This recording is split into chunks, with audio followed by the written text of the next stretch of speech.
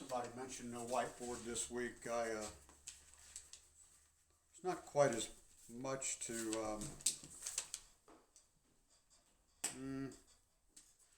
disseminate, discern, define in Bill's story.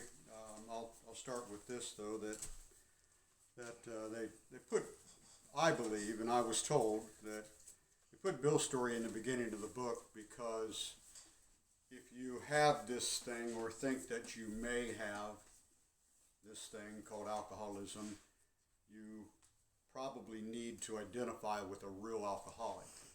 And Bill was a real alcoholic. You've heard that. You've heard that term.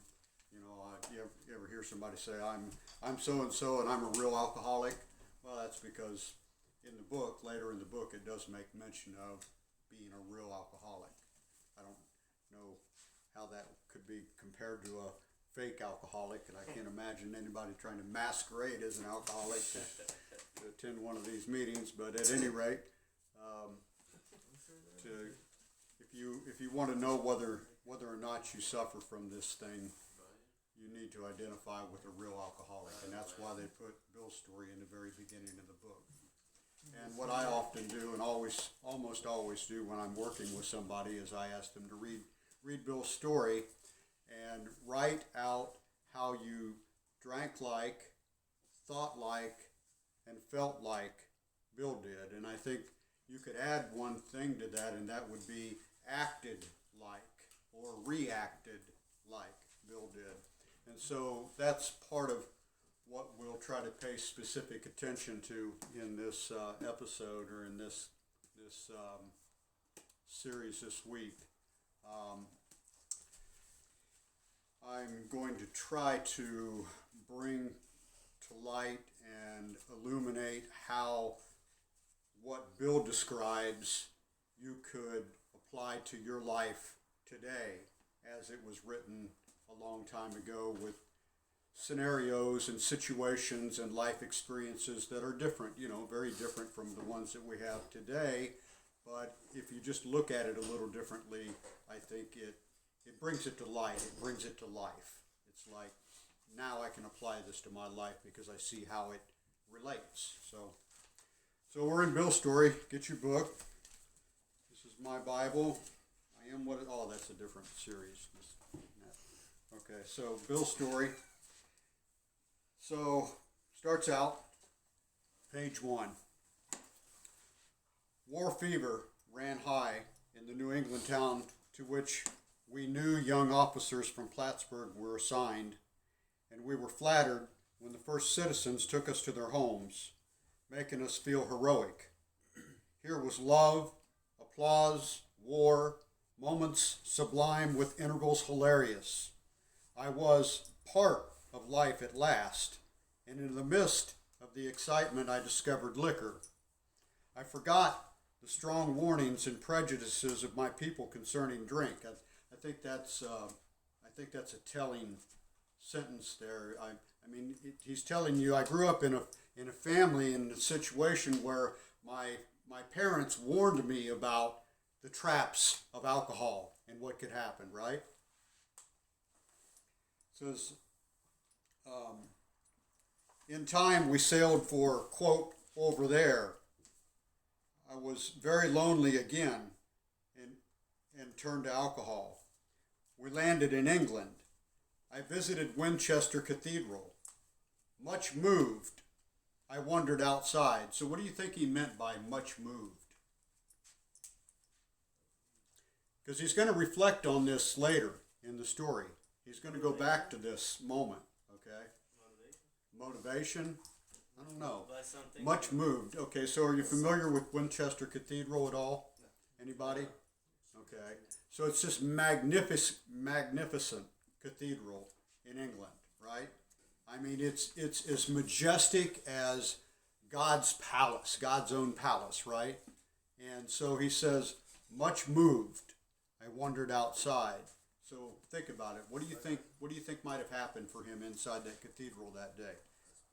Spiritual experience of sorts, maybe a spiritual stirring, something from the inside, some type of connection to a higher power, maybe. think? Okay. Well, he's going to refer to this later. Go ahead.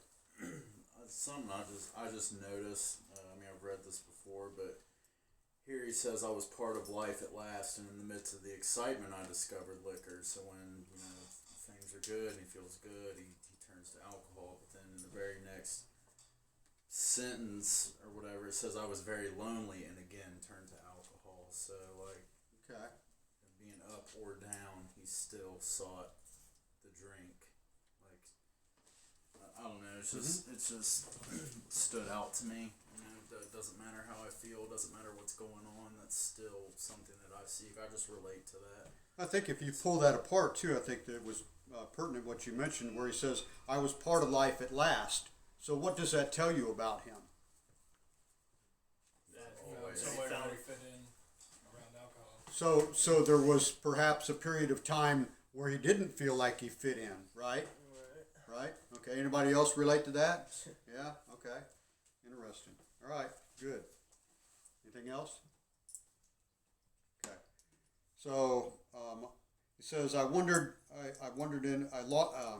landed in England. I visited Winchester Cathedral. Much moved, I wandered outside. He said, my attention was caught by a doggerel on an old tombstone. Anybody know what doggerel means? Huh? Plaque. It's something that's used for comic relief.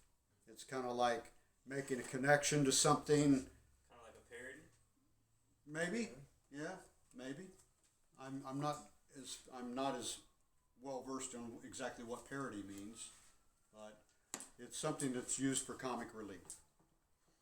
So it says, "Here lies a Hampshire Grenadier." Anybody know what a Hampshire Grenadier is? What in the world could a Hampshire Grenadier be? Grenadier is a soldier.